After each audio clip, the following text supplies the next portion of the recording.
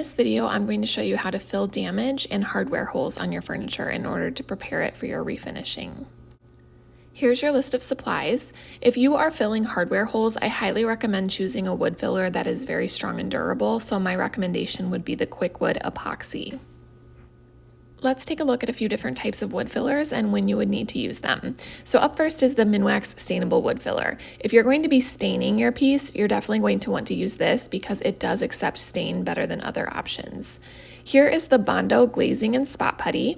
So this is good for if you're going to paint your piece because you will end up covering that red color with primer.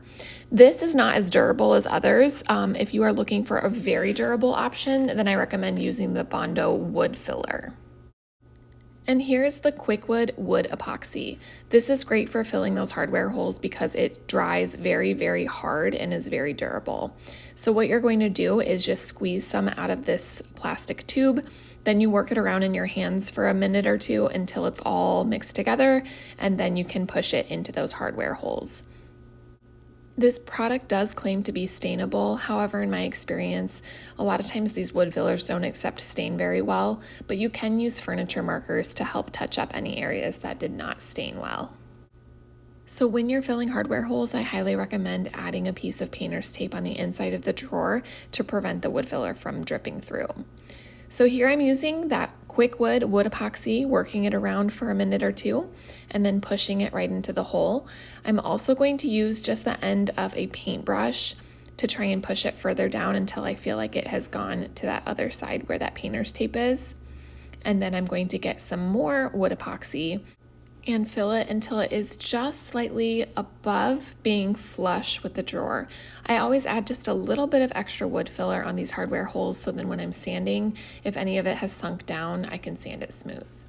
So now let's see how the difference is with using stainable wood filler from Minwax.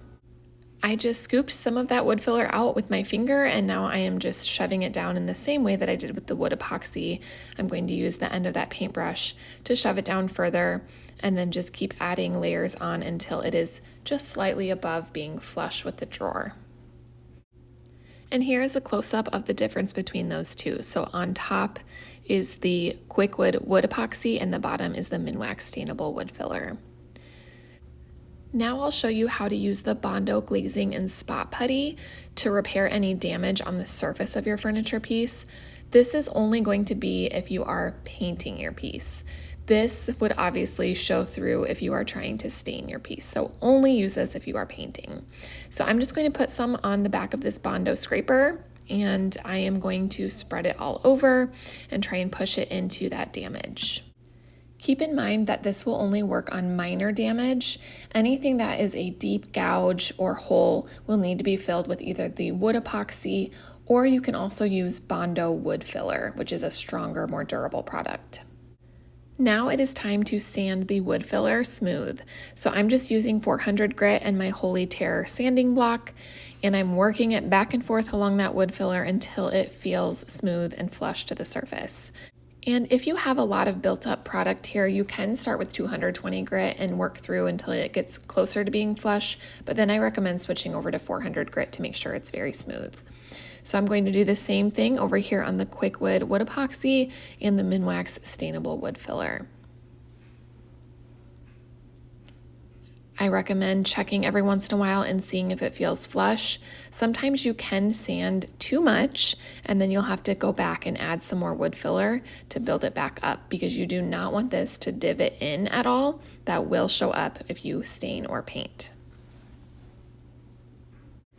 And here is what they look like when they have been sanded. On the right is that Quickwood wood epoxy, and on the left is the Minwax Stainable Wood Filler. So again, these could accept some stain, but they usually don't match perfectly with the surrounding wood. So in order to get that to match perfectly, I would recommend either using some furniture markers or a veneer repair kit, which will allow you to color match the surrounding stain and help it blend in. Now, if you are painting your piece, I highly recommend priming your piece first, and then you'll be able to see any smaller damage that you might need to fill with wood filler. So this piece has been primed one time, and this just allows for any of those tiny little nicks, tiny little hairline cracks that might need to be filled to show up, and then you can go in with your Bondo glazing and spot putty to fill it.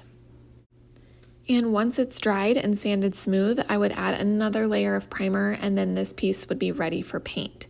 So this little hack can save you a lot of time, and if you already have it in mind when you get ready to prime your piece, you'll be a lot less frustrated when you find all of these little nicks and dents that show up after you prime.